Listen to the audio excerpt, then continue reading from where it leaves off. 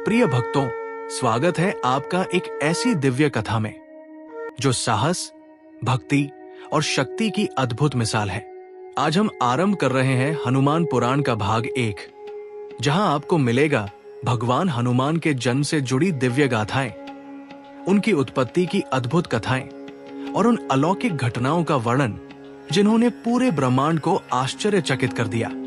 ये केवल एक कथा नहीं, बल्कि एक आध्यात्मिक यात्रा है जो हमें भक्ति, समर्पण और साहस का सच्चा अर्थ सिखाती है। तो आइए श्रद्धा और आस्था के साथ डूब जाए हनुमान पुराण भाग 1 की इस पावन कथा में। नमस्कार दोस्तों, हमारे चैनल वैदिक शाला में एक बार फिर से आप सभी का हार्दिक स्वागत है, जहां आपको मिलती हैं सनातन धर्म की अमूल्य कथाएं, गहरे रहस्य और प्राचीन ज्ञान। स्वर्ग की सभा में एक अप्सरा थी जिसका नाम पुंजिक का स्थला था। वो अपनी सुंदरता और चंचल स्वभाव के लिए जानी जाती थी।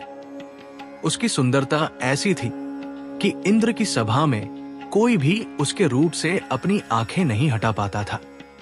एक दिन वो एक गहरे ध्यान में लीन तपस्वी ऋषि के पास से गुजरी। अपने चंचल स्वभाव के कारण उसने ऋषि का उपहास किया। पुंजिक का स्थला के इस व्यवहार से ऋषि का ध्यान भंग हो गया और वे क्रोधित हो उठे।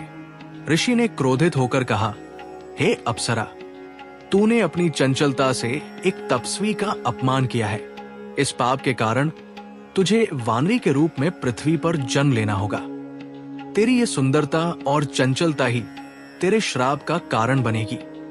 पुंजिक का स्थला ने कहा, हे मुनिवर, मुझे क्षमा करें, मुझसे ये अनजाने में हुआ। कृपा करके इस श्राप से मुक्ति का कोई उपाय बताएं। पुंजिक का स्थला के पश्चाताप को देखकर ऋषि का हृदय द्रवित हो गया, लेकिन वे अपने वचन से पीछे नहीं हट सकते थे। ऋषि ने दयालु स्वर में कहा, मेरा वचन झूठा नहीं हो सकता। तुम वानरी तो बनोगी, किंतु मैं तुम्हें वरदान देता हूं कि तुम अपनी इच्छा अनुसार जब चाहो मनुष्य या वानरी का रूप धारण कर सकोगी। इसी रूप में तुम्हें एक महान पुत्र की मां बनने का सौभाग्य प्राप्त होगा। ऋषि के श्राप से वही परम रूपवती अप्सरा वानर राज महामंसवी कुंजर की पुत्री के रूप में धरती पर अवतरित हुई। उसका नाम अंजना रखा गया। अंजना की सुंदरता की तुलना पूरे धरती पर कोई नहीं कर सकता था। उसके रूप, शील और गुणों की ख्याति दूर दूर तक फैली हुई थी। लावण्यवती अंजना का विवाह वीर और पराक्रमी वानर राज केसरी से हुआ। कपिराज केसरी कंचनगिरी सुमेरु पर्वत पर रहते थे। अंजना भी अपने पति के साथ उसी सुंदर और शांत पर्वत पर सुखपूर्वक रहने लगी। वीरवर केसरी अपनी पत्नी से बहुत प्रेम करते थे और अंजना भी अपने पति की सेवा में हमेशा तत्पर रहती थी। उनका वैवाहिक जीवन सुखमय था, लेकिन एक दुख की छाया उनके जीवन में थी। वे संतानहीन थे। कई वर्ष बीत गए, पर उनके घर में कोई संतान नहीं हुई। श्री हनुमान जी की उत्पत्ति के संबंध में शास्त्रों में कई कथाएं उपलब्ध हैं। ये सभी कथाएं भगवान की लीला का ही एक अद्भुत और मंगलकारी हिस्सा है। भगवान की लीलाएं इतनी रहस्यमयी और मंगलकारी होती हैं कि देवता और बड़े बड़े योगी भी उन्हें पूरी तरह से नहीं समझ पाते। इन कथाओं का सार एक ही है। हनुमान जी का जन्म भगवान शिव के अंश के रूप में भगवान श्री राम के कार्य को सिद्ध करने के लिए हुआ था। ये कथाएं हमें ये भी दर्शाती हैं कि भगवान अपनी इच्छा से किसी भी रूप में प्रकट हो सकते हैं और हर कथा का उद्देश्य एक ही है, भक्तों का उद्धार और धर्म की स्थापना।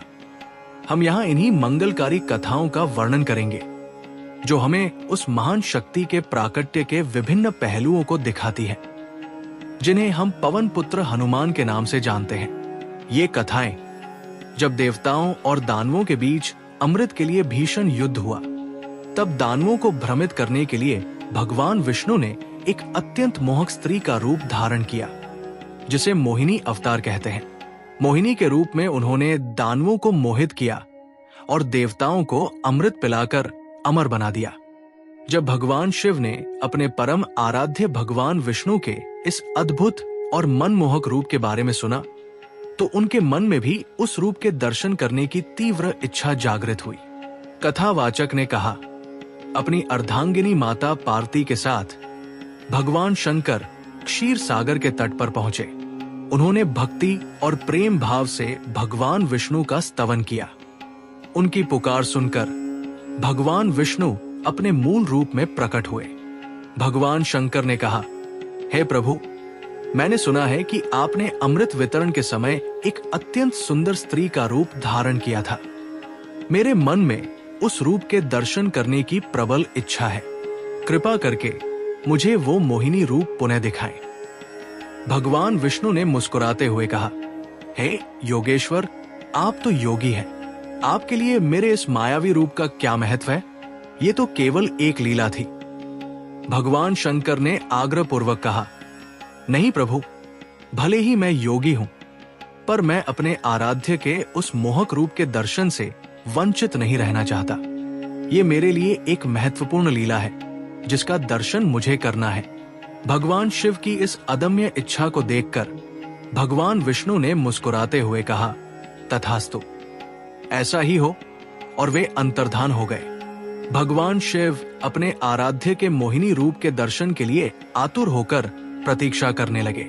वातावरण शांत और मनमोहक था। प्रकृति स्वयं अपनी सुंदरता बिखेर रही थी। तभी भोलेनाथ ने कुछ ही दूरी पर लताओं के बीच एक अत्यंत रूपवती स्त्री को देखा। वो अपने हाथों से एक गेंद उछालकर खेल रही थी। उसका सौंदर्य इतना मनमोहक था कि उसे देखकर योगी भोलेनाथ भी अपनी सुध-बुध खो बैठे। वे बिना पलक झपकाए मोहिनी को देखते रहे। उनकी सारी तपस्या और एकाग्रता भंग हो गई। तभी एक शीतल हवा का झोंका आया और मोहिनी का वस्त्र उनके शरीर से खिसक गया, जिससे वो लगभग नग्न हो गई। लज्जा से सिकुड़कर मोहिनी लताओं में छिपने का प्रयास करने लगी। ये दृश्य देखकर चिता भस्म धारण करने वाले योगीराज शंकर का धैर्य भी समाप्त हो गया। वे लज्जा त्याग कर उन्मत्त की तरह मोहिनी के पीछे दौड़ पड़े। मोहिनी योगेश्वर शंकर को अपनी ओर आते देख मुस्कुराई और दूर भागने लगी। भगवान शिव, जो अपनी एकाग्रता के लिए जाने जाते थे, आज स्वयं अपनी आराध्य की माया में बंधे हुए थे। उनका हृदय प्रेम और आकर्षण से भर गया था। वे उस मोहिनी रूप के पीछे भाग रहे थे, जिसे देखकर वे स्वयं को रोक नहीं पाए। भूत भावन भगवान शिव, जो योग और वैराग्य की मूर्ति है, आज मोहिनी के पीछे दौड़ रहे थे। मोहिनी लगातार उनसे दूर जा रही थी और भगवान शिव का प्रेम और आकर्षण का वेग बढ़ता जा रहा था। इस प्रेम के वेग में भगवान नीलकंठ को अपनी स्थिति का कोई अनुमान नहीं था। वे वनों, पर्वतों, ऋषियों के आश्रमों और देवलोक में भी मोहिनी के पीछे दौड़ते रहे। दौड़ते दौड़ते भगवान शिव ने मोहिनी का हाथ पकड़ लिया। मोहिनी ने तुरंत अपना हाथ छुड़ाया और फिर से भागने लगी। उनके स्पर्श से उत्तेजित कामारी, काम के शत्रु पूरी तरह से सुध-बुध खो चुके थे। उस समय माता पार्वती, शिवगण, ऋषिगण और सभी देवगण ये अद्भुत और विस्मयकारी दृश्य देखकर आश्चर्यचकित थे।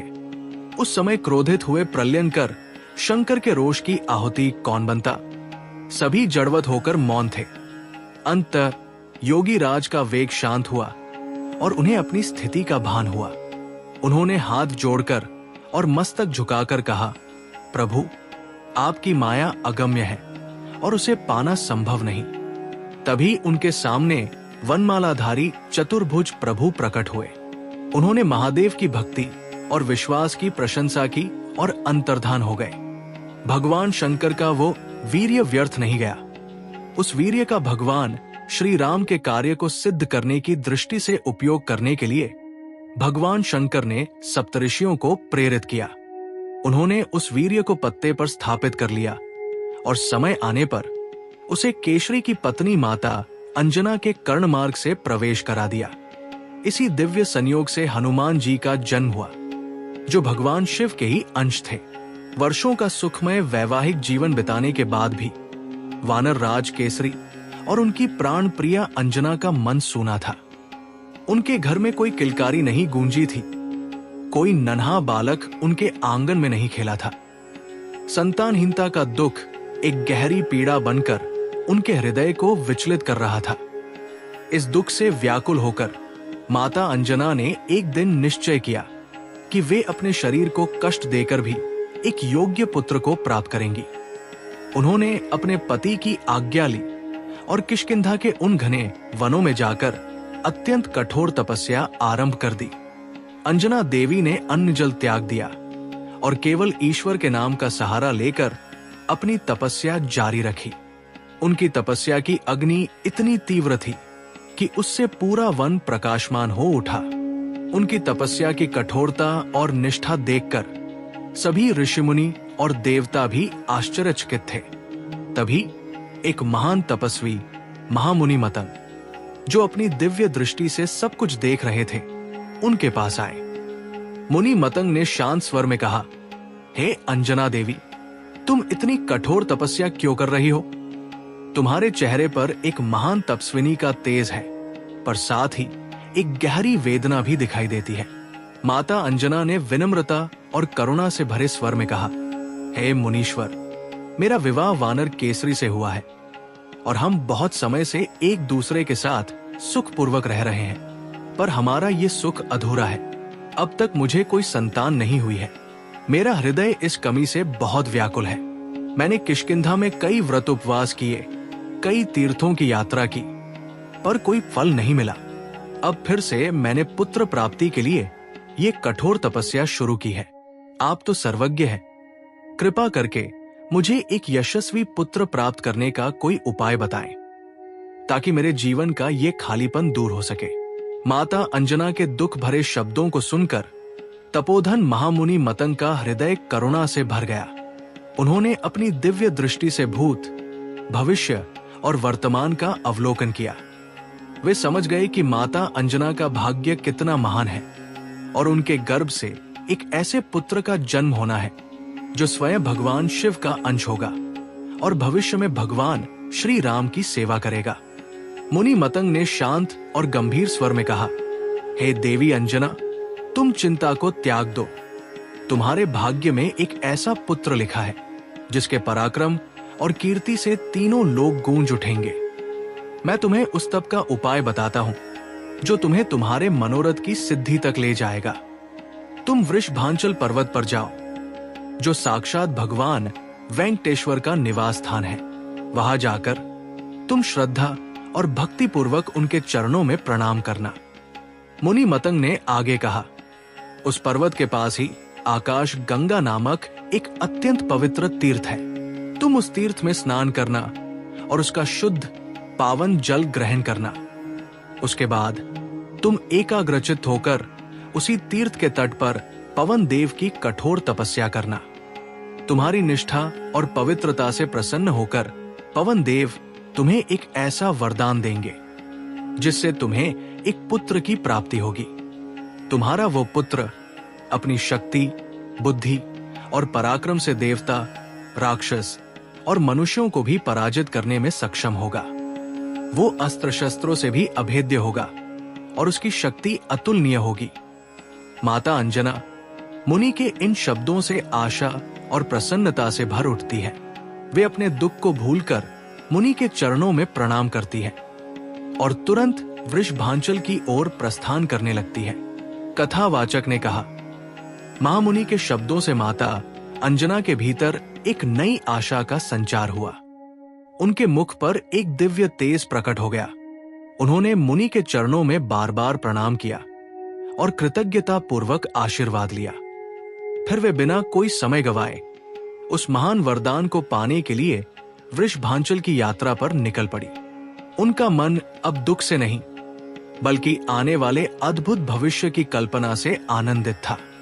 माता अंजना अत्यंत श्रद्धा, विश्वास और धैर्य के साथ तपस्या करती रही। उन्होंने जल और वायु पर ही जीवन यापन किया, अपने शरीर की कोई परवाह नहीं की। उनकी तपस्या की पवित्रता और कठोरता से तीनों लोक हिल उठे। चैत्र मास की पूर्णिमा तिथि को उनके कठोर तप से प्रसन्न होकर स्वयं वायुदेव प्रकट हुए। उनका तेज ऐसा था मानो हजारों सूर्य एक साथ उदय हो गए हों। वायुदेव ने प्रेम और प्रसन्नता भरे स्वर में कहा, हे देवी, मैं तुम्हारी तपस्या और भक्ति से अत्यंत प्रसन्न हूं। तुम्हारा संकल्प और धैर्य अद्भुत है। तुम इच्छित वर मांगो, मैं उसे अवश्य पूरा करूंगा। वायुदेव के दर्शन पाकर अंजना की आंखों से आनंद के आंसू बहने लगते हैं। वो उन्हें प्रणाम करती है। माता अंजना ने अत्यंत विनम्रता और भक्ति से कहा, हे महाभाग, मेरी एक ही इच्छा है, कृपा करके मुझे एक ऐसा पुत्र प्रदान कीजिए जो बलवान, पराक्रमी, बुद्धिमान और यशस्वी हो। मेरी सूनी गोद को भर दीजिए ताकि मेरे वंश का नाम रोशन हो सके। वायुदेव ने कहा, तथास्तु, मैं तुम्हारे तप से इतना प्रसन्न हूं कि मैं स्वयं ही तुम्हारा पुत्र बनकर तुम्हें विश्व विख्यात कर दूंगा। तुम्हारा पुत्र मेरे ही समान वेगवान और शक्तिशाली होगा। उसका पराक्रम ऐसा होगा कि वो किसी भी शत्रु से पराजित नहीं होगा। वायुदेव के इस अद्भुत वरदान से माता अंजना की प्रसन्नता की कोई सीमा न रही। ये समाचार पाकर वानर राज केसरी भी अत्यंत आनंदित हुए। उन्हें विश्वास हो गया कि अब उनके घर में एक ऐसे पुत्र का जन्म होने वाला है जिसकी कीर्ति युगों युगों तक अमर रहेगी। एक और कथा के अनुसार एक बार परम लावण्यवती माता अंजना ने स्वयं को सुंदर वस्त्रों और सुगंधित आभूषणों से सजाया। उनका सौंदर्य ऐसा था कि वे साक्षात एक देवी की प्रतिमा लग रही थी। वे एक पर्वत शिखर पर खड़ी होकर उस अद्भुत प्राकृतिक दृश्य का आनंद ले रही थी। शीतल मंद हवा उनके मन को शांति दे रही थी। उसी समय उनके हृदय में एक तीव्र इच्छा जागी। माता अंजना ने मन ही मन सोचा, कितना अच्छा होता यदि मेरा एक सुयोग्य और वीर पुत्र होता जो मेरे वंश का नाम रोशन करता।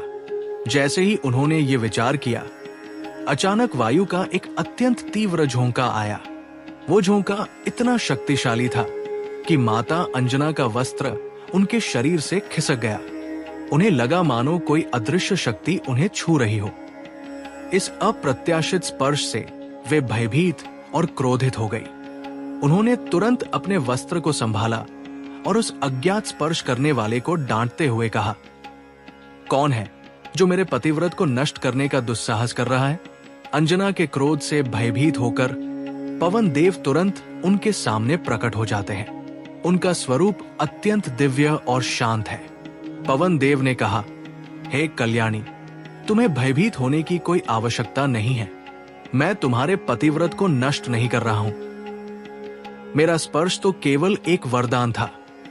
मैंने अव्यक्त रूप से तुम्हारा आलिंगन करके अपने मानसिक संकल्प द्वारा तुम्हें एक पुत्र प्रदान किया है। पवन देव ने आगे कहा, तुम्हारा ये पुत्र बल, पराक्रम और बुद्धि से संपन्न होगा। वो महान धैर्यवान, महातेजस्वी और महाबली होगा। उसकी छलांग लगाने की शक्ति मेरे ही समान होगी और उसका वेग इतना तीव्र होगा कि उसे कोई रोक नहीं पाएगा। कथावाचक ने कहा, पवन देव के ये वचन सुनकर माता अंजना का क्रोध तुरंत शांत हो गया और उनका मन प्रसन्नता से भर उठा। उन्होंने पवन देव को क्षमा किया और अपने भविष्य के वीर पुत्र की कल्पना में खो गई। इसी घटना के बाद माता अंजना गर्भवती हुई और इस अद्भुत समाचार से वानर राज केसरी की प्रसन्नता की कोई सीमा न रही। अयोध्या के महान नरेश राजा दशरथ अपनी तीनों रानियों कौशल्या, कैकेयी और सुमित्रा के साथ अत्यंत सुखपूर्वक राज कर रहे थे। पर उनके जीवन में एक गहरा दुख था। उन्हें कोई संतान नहीं थी। अधिक आयु हो जाने पर भी जब संतान प्राप्ति की कोई आशा नहीं बची तो राजा का मन बहुत विचलित रहने लगा। कथावाचक ने कहा, अपने कुल के गुरु महर्षि वशिष्ठ जी की आज्ञा पर राजा दशरथ ने संतान प्राप्ति के लिए एक विशेष यज्ञ करने का निश्चय किया। इस यज्ञ को पुत्रेष्टि यज्ञ कहते हैं। उन्होंने अत्यंत श्रद्धा पूर्वक महर्षि व्यासरंग को इस यज्ञ का आचार्य नियुक्त किया। यज्ञ की विधियां आरंभ हुई और ऋषि ने भक्ति और नियमों के अनुसार अग्नि में आहुतियां देना शुरू किया। यज्ञ की अग्नि अत्यंत प्रज्वलित हो जाती है और उसमें से एक दिव्य पुरुष प्रकट होते हैं जिनके हाथ में खीर का एक पात्र है। कथावाचक ने कहा, यज्ञ की पवित्र अग्नि से प्रसन्न होकर स्वयं अग्निदेव प्रकट हुए। उनके हाथ में एक सुनहरा पात्र था जिसमें खीर पायस थी। अग्निदेव ने शांत और दिव्य स्वर में कहा, हे राजा दशरथ, तुम्हारी तपस्या और भक्ति से मैं अत्यंत प्रसन्न हूं। तुम्हारा यज्ञ सफल हुआ है। इस खीर को तुम अपनी तीनों रानियों में यथाक्रम बांट दो। इस खीर के प्रभाव से तुम्हें ऐसे पुत्र प्राप्त होंगे जो तुम्हारे कुल की कीर्ति को अनंत काल तक बढ़ाएंगे। अग्निदेव इतना कहकर अंतर्धान हो जाते हैं। राजा दशरथ कृतज्ञता से भरकर उस खीर का पात्र ग्रहण करते हैं। अग्निदेव के अंतर्धान होने के बाद राजा दशरथ ने उस दिव्य खीर को अपनी रानियों में बांटना शुरू किया। उन्होंने खीर का सबसे बड़ा भाग अपनी ज्येष्ठ रानी महारानी कौशल्या को दिया। फिर शेष आधे के 2 भाग करके एक भाग उन्होंने अपनी दूसरी रानी कैकेयी को दिया। अंत में बचे हुए भाग को राजा ने माता कौशल्या और माता कैकेयी के हाथों पर रखकर उन दोनों की अनुमति से अपनी सबसे छोटी रानी सुमित्रा को दे दिया। माता कैकेयी हाथ में खीर लिए कुछ सोच रही थी कि अचानक आकाश से एक चील झपट कर आई और अपनी चोंच में खीर को ले गई। वो तुरंत आकाश में उड़ गई। तब माता कैकेयी व्याकुल हो गई। महाराज दशरथ की प्रेरणा से माता कौशल्या और माता सुमित्रा ने अपनी खीर का थोड़ा थोड़ा भाग माता कैकेयी को दे दिया। तीनों रानियां गर्भवती हुई। महारानी कौशल्या से भगवान श्री राम, माता कैकेयी से भगवान भरत और माता सुमित्रा से भगवान लक्ष्मण और भगवान शत्रुघ्न प्रकट हुए। कपिराज केसरी अपनी सुंदर पत्नी अंजना के साथ सुमेरु पर्वत पर रहते थे। माता अंजना ने पुत्र प्राप्ति के लिए 7 सहस्त्र वर्षों तक भगवान शंकर की उपासना की। प्रसन्न होकर भगवान आशुतोष ने माता अंजना से वर मांगने के लिए कहा। माता अंजना ने विनय पूर्वक याचना की, करुणामयी शंभु, मैं समस्त सद्गुणों से संपन्न योग्यतम पुत्र चाहती हूं। प्रसन्न होकर भगवान भोलेनाथ ने कहा, 11 रुद्रों में से मेरा अंश 11वां रुद्र ही तुम्हारे पुत्र के रूप में प्रकट होगा। उन्होंने आगे कहा, तुम एक मंत्र का जाप करो, पवन देवता तुम्हें प्रसाद देंगे। इस पवन देव के प्रसाद से ही तुम्हें सर्वगुण संपन्न पुत्र की प्राप्ति होगी। पार्वती के ईश्वर अंतर्धान हो गए और माता अंजना अंजलि फैलाए शिव द्वारा दिए गए मंत्र का जप करने लगी। उसी समय क्रोधित चील कैकेयी के भाग्य का खीर लिए आकाश में उड़ रही थी। अचानक एक तेज हवा का झोंका आया और चील का अंग सिकुड़ने लगा। खीर उसके चोंच से गिर गई। पवन देव पहले से ही तैयार थे। उन्होंने वो खीर माता अंजना की अंजलि में डाल दिया। भगवान शंकर पहले ही बता चुके थे, इसलिए माता अंजना ने तुरंत पवन के प्रसाद रूपी खीर को अत्यंत आदरपूर्वक ग्रहण कर लिया और वे गर्भवती हो गई। वो शुभ घड़ी आ ही गई थी।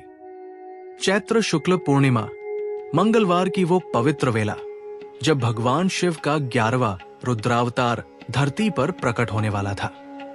भगवान शिव ने अपने परम आराध्य भगवान श्री राम की अवतार लीला में सहायता करने के लिए अपने अंश 11वें रुद्र के रूप में इस शुभ तिथि और शुभ मुहूर्त में माता अंजना के गर्भ से पवन पुत्र महावीर हनुमान के रूप में धरती पर अवतरित हुए। कथावाचक ने कहा, यह कोई सामान्य जन्म नहीं था। ये एक ऐसा क्षण था जब धरती पर एक ऐसे अद्वितीय योद्धा और भक्त का जन्म हुआ जिसकी भक्ति, बल और बुद्धि का कोई सानी नहीं था। उनका अवतरण न केवल अंजना और केसरी के लिए बल्कि संपूर्ण ब्रह्मांड के लिए एक महान घटना थी। उनके जन्म के साथ ही रामकाज को सिद्ध करने के लिए एक परम शक्तिशाली सहायक का प्राकट्य हुआ। हालांकि कुछ भक्त उनका प्राकट्य चैत्र शुक्ल एकादशी को मघा नक्षत्र में, कुछ कार्तिक कृष्ण चतुर्दशी को और कुछ कार्तिक की पूर्णिमा को मानते हैं, पर भावुक भक्तों के लिए अपने आराध्य की सभी पुण्यमी तिथियां श्रेष्ठ है। मुख्य बात यह है कि भगवान शिव ने स्वयं अपनी इच्छा से श्री राम के कार्य को सफल बनाने के लिए अंजना के पुत्र के रूप में धरती पर जन्म लिया। बोलिए सियावर रामचंद्र की जय, पवन सुत हनुमान की जय। जय सियाराम, जय जय सियाराम। भगवान शिव के 11वें रुद्रावतार के धरती पर कदम रखने के समय प्रकृति पूरी तरह से रमणीय हो गई थी। दिशाएं प्रसन्न थी, सूर्य देव की किरणें सुगंधित और शीतल थी। नदियों में स्वच्छ जल बहने लगा था और पक्षी उत्सुक नेत्रों से अंजना के पुत्र के आगमन की प्रतीक्षा कर रहे थे। झरने प्रसन्नता से उछलते हुए गतिशील थे। वनों और वाटिकाओं में विविध रंगों के मनोहर पुष्प खिल उठे थे, जिन पर भंवरे गुंजार कर रहे थे। मंद हवा धीरे धीरे चल रही थी। भगवान शंकर माता अंजना के पुत्र के रूप में प्रकट हुए और प्राकट्य काल में ही हनुमान जी का सौंदर्य अतुलनीय और अवर्णनीय था। उनकी शारीरिक कांति पिंगल वर्ण की थी। उनके रोम और नेत्र भी पिंगल वर्ण के थे। हनुमान जी बिजली की चमक जैसे अतुलनीय स्वर्ण निर्मित मनोहर कुंडल धारण किए हुए ही माता अंजना के गर्भ से अवतरित हुए। उनके मस्तक पर मणि जटित टोपी शोभा दे रही थी और उन्होंने कौपीन और काश का वस्त्र पहना था। उनके चौड़े वक्ष पर यज्ञोपवीत शोभा दे रहा था। हाथ में वज्र था और कमर पर मूंज की मेखला सुशोभित थी। अपने पुत्र का अलौकिक रूप सौंदर्य देखते ही माता अंजना आनंद से भर गई। भाग्यवती धरती पर हनुमान जी के कदम रखते ही माता अंजना और कपिराज केसरी के आनंद की कोई सीमा नहीं रही। हर और हर्ष और उल्लास की लहरें दौड़ पड़ी। देवगण, ऋषिगण, कपिगण, पर्वत, झरने, नदियां, समुद्र, पशु पक्षी और जड़ चेतन सभी पुलकित हो उठे। हर तरफ हर्ष और आनंद का साम्राज्य व्याप्त हो गया था। माता अंजना अपने प्यारे पुत्र हनुमान जी का लालन पालन बड़े मनोयोग से करती थी। कपिराज केसरी भी उन्हें बहुत प्यार करते थे। जब हनुमान जी खुशी से किलकारी मारते तो माता अंजना और केसरी आनंद से मग्न हो जाते। भगवान हनुमान की बाल क्रीड़ाएं बहुत आकर्षक और अद्भुत थी। एक बार कपिराज केसरी कहीं बाहर गए हुए थे और माता अंजना भी बालक को पालने में लिटाकर जंगल में फल लेने चली गई। बालक हनुमान जी को भूख लगी। माता की अनुपस्थिति में वे हाथ पैर उछाल उछाल कर रोने लगे। अचानक उनकी दृष्टि पूर्व दिशा के क्षितिज पर गई। सूर्य उदय हो रहा था। उन्होंने सूर्य के लाल बिंब को एक लाल फल समझा। तेज और पराक्रम के लिए अवस्था की आवश्यकता नहीं होती। हनुमान जी के रूप में तो माता अंजना की गोद में प्रत्यक्ष प्रलयकारी शंकर 11वें रुद्र क्रीड़ा कर रहे थे। वायुदेव ने पहले ही उन्हें उड़ने की शक्ति प्रदान कर दी थी। हनुमान जी उछले और वायु वेग से आकाश में उड़ने लगे।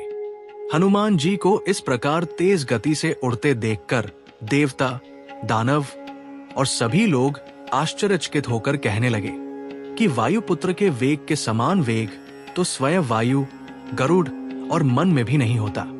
वायुदेव ने अपने पुत्र को सूर्य देव की ओर जाते देखा तो उन्हें चिंता हुई कि कहीं उनका बच्चा सूर्य की तेज किरणों से झुलस न जाए। इस कारण वे बर्फ के समान शीतल होकर उनके साथ चलने लगे।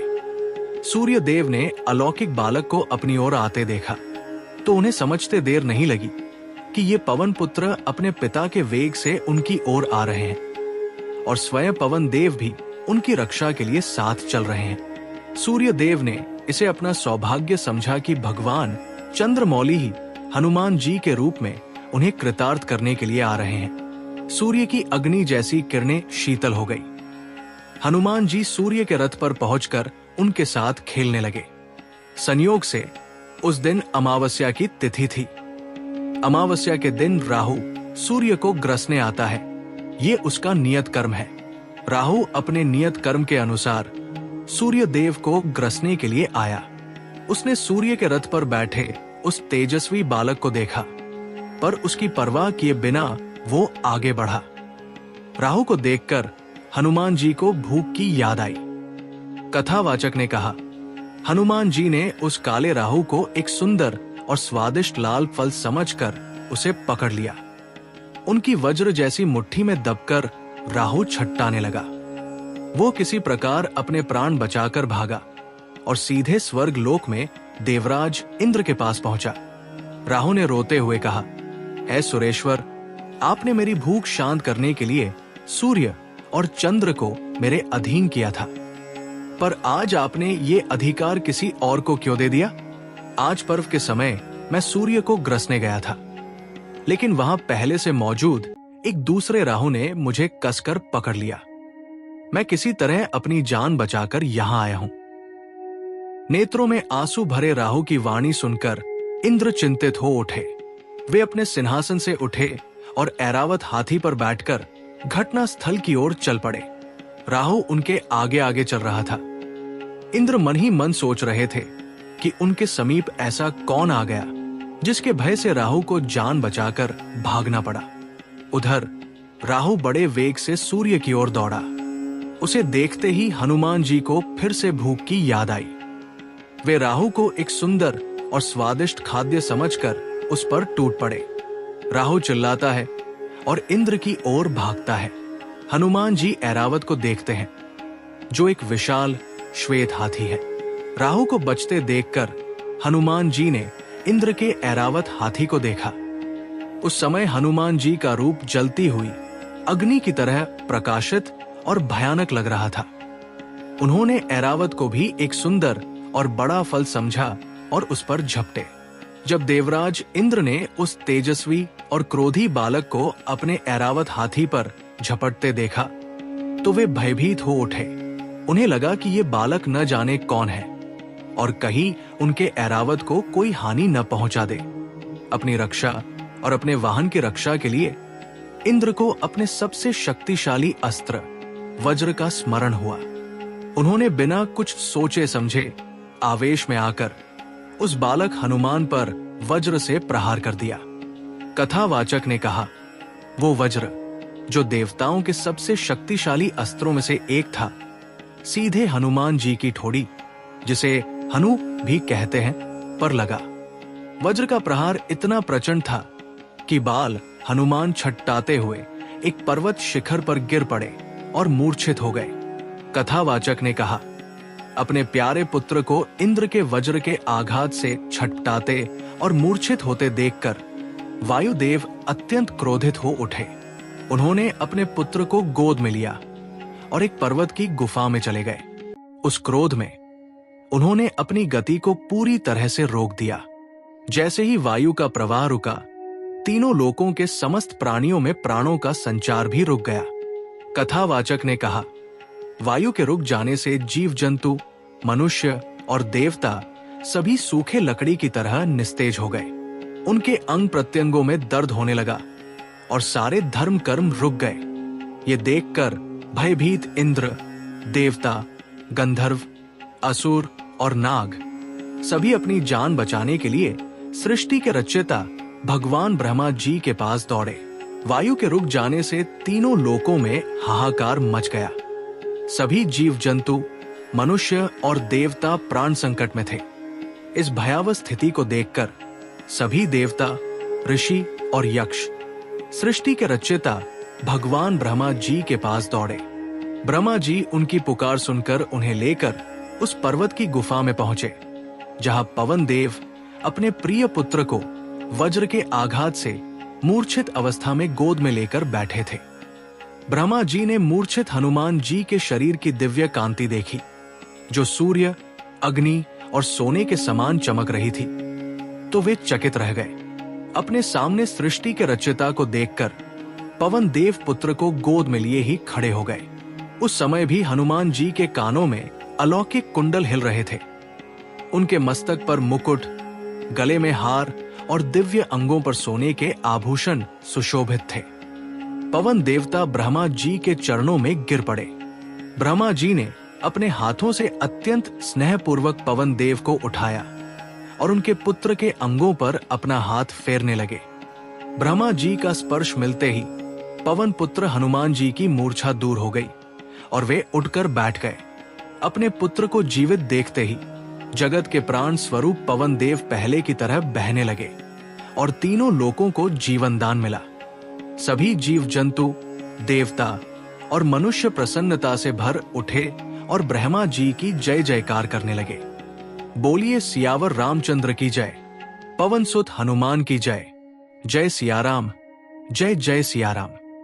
भगवान ब्रह्मा ने संतुष्ट होकर हनुमान जी को वर प्रदान करते हुए कहा, इस बालक को ब्रह्मा शाप नहीं लगेगा और इसका कोई अंग कभी भी अस्त्र शस्त्रों से नहीं कटेगा।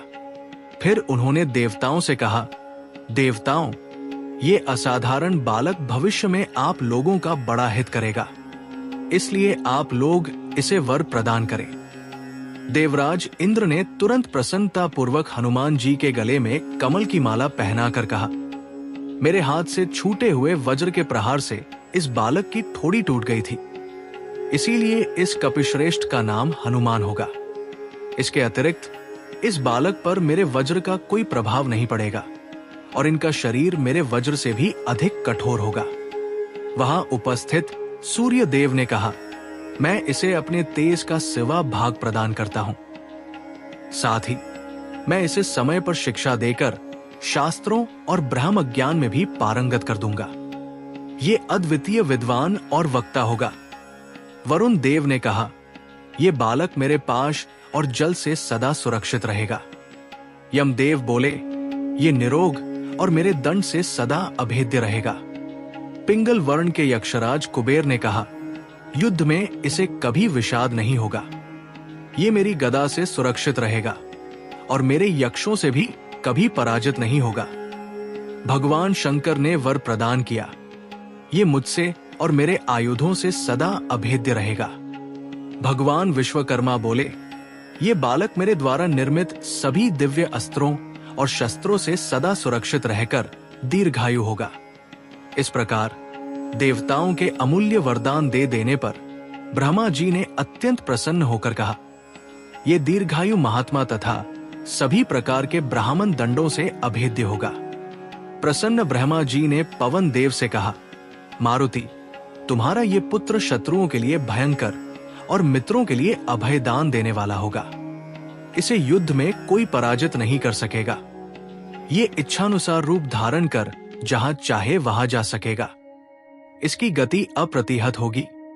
ये अत्यंत यशस्वी होगा और अत्यंत अद्भुत एवं रोमांचकारी कार्य करेगा। इस प्रकार वर प्रदान कर ब्रह्मा आदि देवगण और ऋषिगण अपने अपने स्थान के लिए प्रस्थान कर गए। बोलिए सियावर रामचंद्र की जय, पवन सुत हनुमान की जय, जय सियाराम, जय जय सियाराम। देवताओं द्वारा दिए गए वरदानों से संपन्न होने के कारण हनुमान जी बड़े ही चंचल और नटखट थे। एक तो वे प्रलयकारी भगवान शंकर के अवतार थे, दूसरे कपि बालक और ऊपर से देवताओं द्वारा दिए गए अमूल्य वरदान। उनकी चंचलता से माता पिता प्रसन्न होते थे। सिंह की पूंछ पकड़कर उसे चारों ओर घुमाना और हाथी को पकड़कर उसकी शक्ति का अनुमान लगाना तो उनकी नित्य क्रिया थी। वे विशाल वृक्षों को जड़ सहित हिला देते थे। कोई पर्वत शिखर ऐसा नहीं था जहां वे छलांग लगाकर न पहुंचे। पूरा अगम्य वन और पर्वत उनके लिए देखे भाले थे। जंगल के प्राणी उनसे प्राय घबराते थे, लेकिन अंदर से उन्हें प्यार भी करते थे। वे सभी प्राणियों के मित्र और रक्षक थे। कोई सबल किसी दुर्बल को कष्ट दे, ये हनुमान जी को सहन नहीं होता था।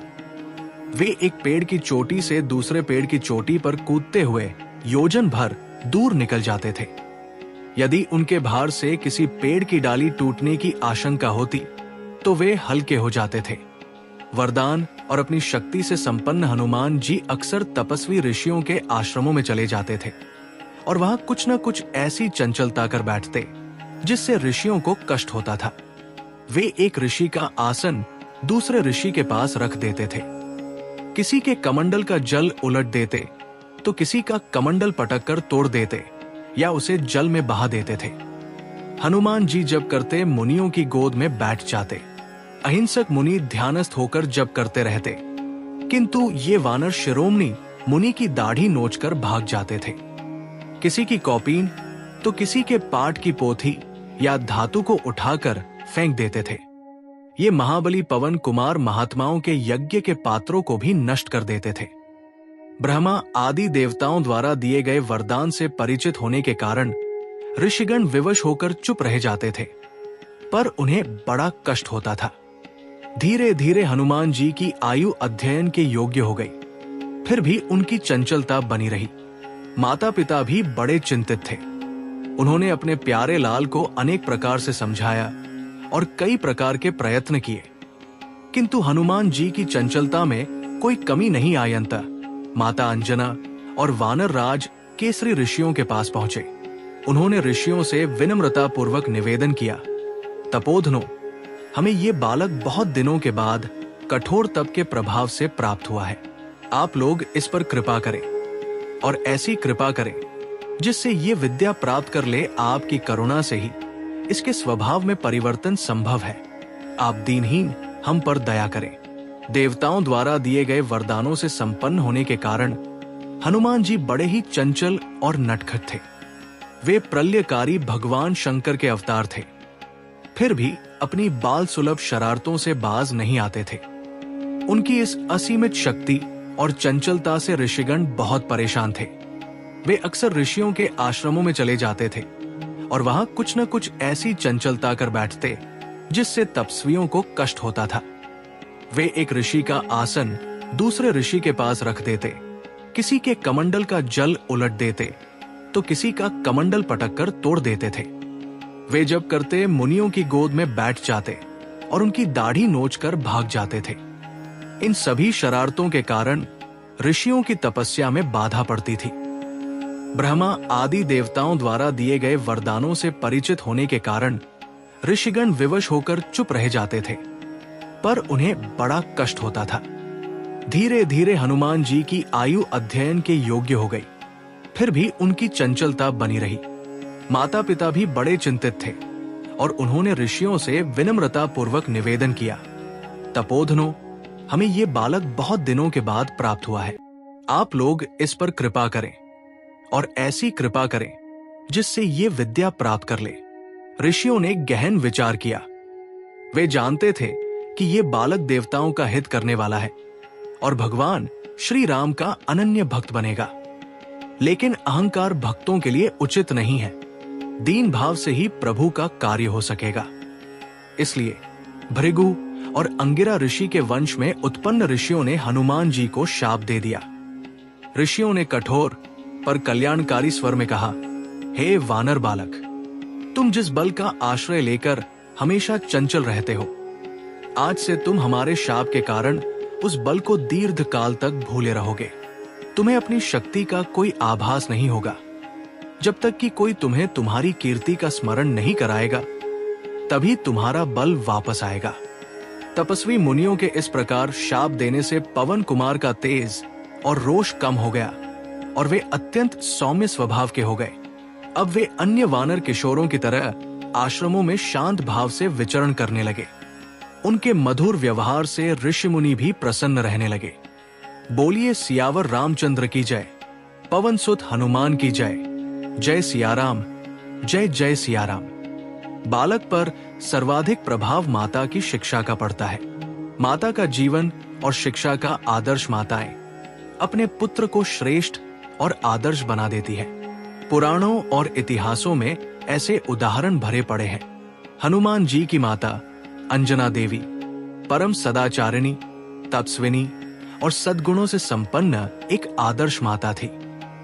उन्होंने अपने पुत्र को प्राप्त करने के लिए जितनी तत्परता से कठोर तपस्या की थी, उसी तत्परता से वे अपने प्यारे बालक के जीवन का निर्माण करने के लिए सजग और सावधान रहती थी।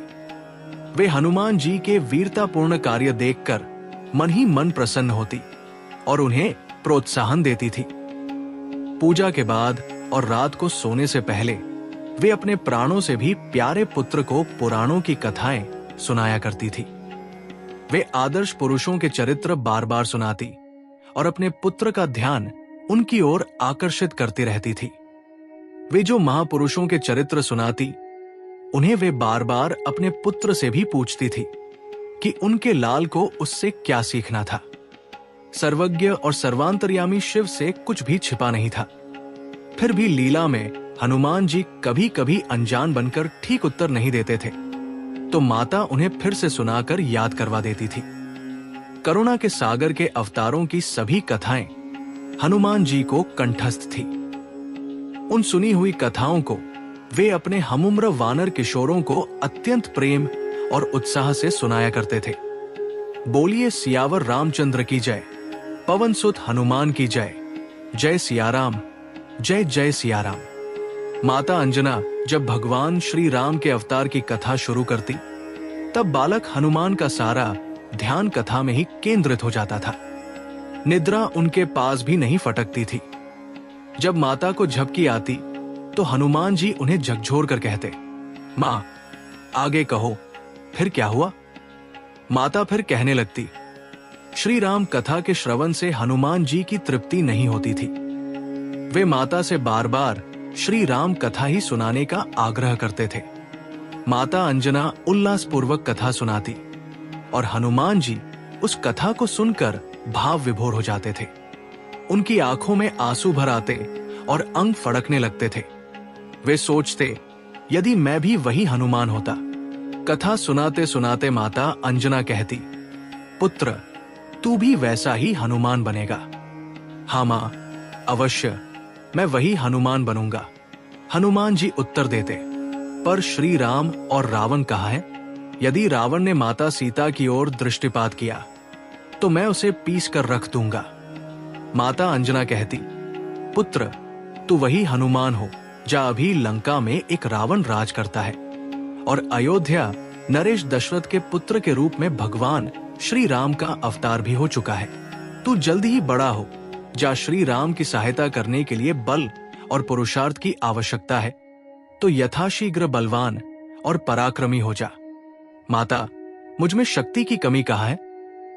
हनुमान जी रात में शैया से कूद पड़ते और अपना भुजदंड दिखाकर मां के सामने अपनी अमित शक्ति का प्रमाण देते।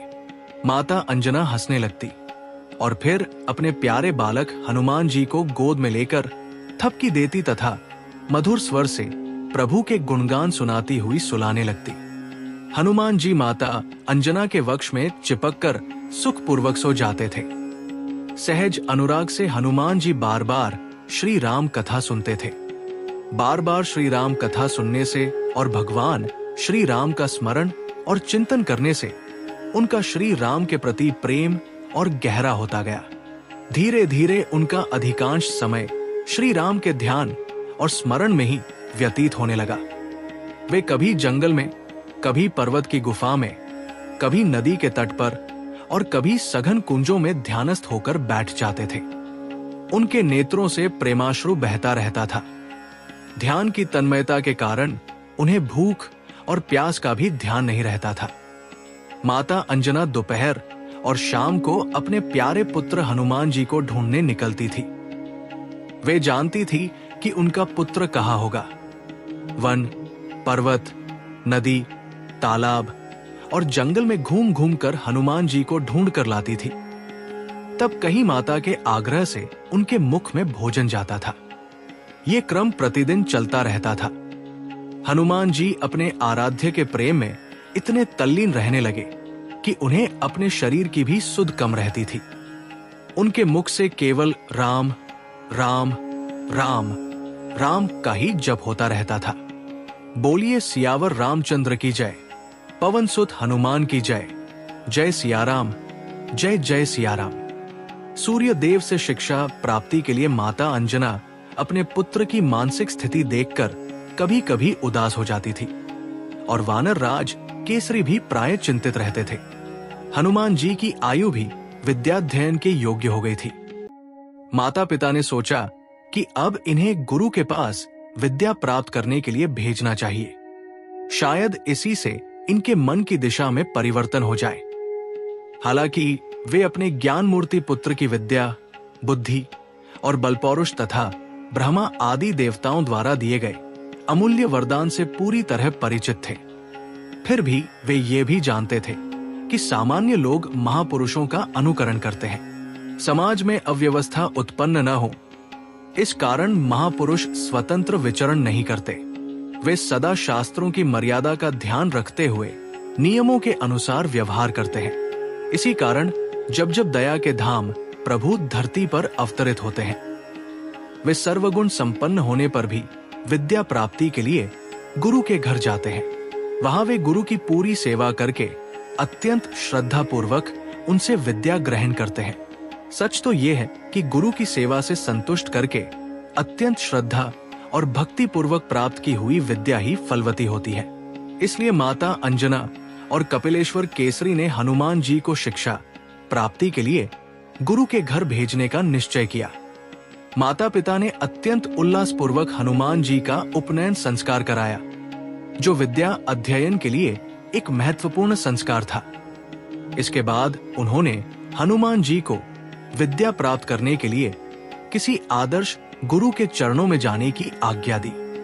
लेकिन प्रश्न ये था कि किस सर्वगुण संपन्न और योग्य गुरु के पास जाया जाए। माता अंजना ने अत्यंत स्नेह और विश्वास से भरे स्वर में कहा, पुत्र, सभी शास्त्रों के ज्ञाता और समस्त लोकों के साक्षी भगवान सूर्य देव हैं। वे तुम्हें समय पर वेद का अध्ययन कराने का आश्वासन भी दे चुके हैं। इसलिए तुम उन्हीं के पास जाकर श्रद्धा भक्ति पूर्वक शिक्षा ग्रहण करो।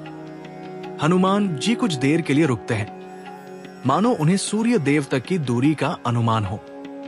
माता अंजना उनकी इस भाव भंगिमा को देखकर मुस्कुराती है। माता अंजना ने कहा, अरे पुत्र, तेरे लिए सूर्य देव कितनी दूर है? तेरी शक्ति की कोई सीमा नहीं है। ये तो वही सूर्य देव है जिन्हें तू अरुण फल समझकर बचपन में उछलकर निगलने चला गया था। तू तो सूर्य देव के साथ खेल चुका है। तेरे भय से राहु प्राण लेकर इंद्र के पास भाग गया था और तेरे भय से इंद्र भी सहम गए थे। ऐसा कोई कार्य नहीं है जो तू ना कर सके। तेरे लिए कुछ भी असंभव नहीं है। तू जा और भगवान सविता से सभी ज्ञान प्राप्त कर। तेरा कल्याण निश्चित है। माता पिता के इन शब्दों और आशीर्वाद से हनुमान जी में एक नया आत्मविश्वास आ जाता है। अपनी माता पिता की आज्ञा और आशीर्वाद पाकर हनुमान जी ने बिना एक पल भी सोचे आकाश में एक तीव्र छलांग लगाई और सीधे भगवान सूर्य के रथ के पास पहुंचे। उन्होंने सूर्य देव को प्रणाम किया और अत्यंत नम्र वाणी में अपनी इच्छा प्रकट की। हनुमान जी ने अत्यंत विनम्रता से कहा, हे प्रभु, मेरा यज्ञोपवीत संस्कार हो चुका है और मेरी माता ने मुझे सभी शास्त्रों का ज्ञान प्राप्त करने के लिए आपके चरणों में भेजा है। आप तीनों लोकों के साक्षी और समस्त ज्ञान के भंडार हैं। आप कृपा करके मुझे ज्ञान प्रदान करें और मुझे अपना शिष्य स्वीकार करें। सूर्य देव हनुमान जी की विनम्रता और तेज को देखकर मुस्कुराते हैं, लेकिन एक समस्या बताते हैं। सूर्य देव ने कहा, पुत्र, तुम्हारी भक्ति और ज्ञान की प्यास देखकर मैं प्रसन्न हूं, लेकिन मेरी स्थिति बड़ी विचित्र है। मुझे दिन रात अपने रथ पर सवार होकर ब्रह्मांड का चक्कर लगाना पड़ता है।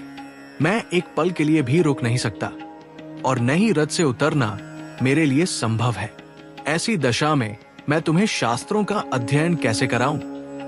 हनुमान जी ने एक पल भी नहीं सोचा और तुरंत सूर्य देव को एक समाधान दिया। हनुमान जी ने विनम्रता से कहा, हे गुरुदेव, रथ के वेग से मेरे अध्ययन में कोई बाधा नहीं पड़ेगी। आपको किसी भी प्रकार की असुविधा नहीं होगी। मैं आपके सामने बैठ जाऊंगा और आपके रथ के वेग के साथ ही आगे बढ़ता रहूंगा। आप मुझे केवल ज्ञान प्रदान करते रहें। हनुमान जी की इस अद्भुत युक्ति और दृढ़ निश्चय को देखकर सूर्य देव अत्यंत प्रसन्न हो गए। उन्होंने हनुमान जी को अपना शिष्य स्वीकार किया और उन्हें समस्त वेदों, उपनिषदों, शास्त्रों, व्याकरण और ज्ञान विज्ञान का अध्ययन कराया। इस प्रकार हनुमान जी ने सूर्य देव को अपना गुरु बनाया और उनके साथ रथ पर चलते हुए समस्त ज्ञान को प्राप्त किया। बोलिए सियावर रामचंद्र की जय, पवन सुत हनुमान की जय। जय सियाराम, जय जय सियाराम। प्रिय भक्तों, आज हमने सुनी उस महाबली, पराक्रमी और परम भक्त पवन पुत्र हनुमान की अविश्वसनीय जनगाथा। ये केवल कथा नहीं, बल्कि भक्ति, साहस और समर्पण का सजीव उदाहरण है, जो हमें सिखाता है कि प्रभु की सच्ची सेवा और निष्ठा से हर बाधा पार की जा सकती है। हनुमान जी का हर नाम, हर कथा हमारे जीवन में शक्ति और आशा का संचार करती है। आने वाले भागों में हम हनुमान जी की और भी अद्भुत लीलाओं, उनके अद्वितीय पराक्रम और प्रभु श्री राम के प्रति उनकी असीम भक्ति का वर्णन करेंगे। यदि आपको ये पावन कथा अच्छी लगी हो तो चैनल को सब्सक्राइब करें, वीडियो को लाइक और शेयर करें और कमेंट में जय बजरंगबली लिखकर हनुमान जी के चरणों में अपनी श्रद्धा अर्पित करें। बोलिए सियावर रामचंद्र की जय, पवन सुत हनुमान की जय। जय श्री राम, जय हनुमान।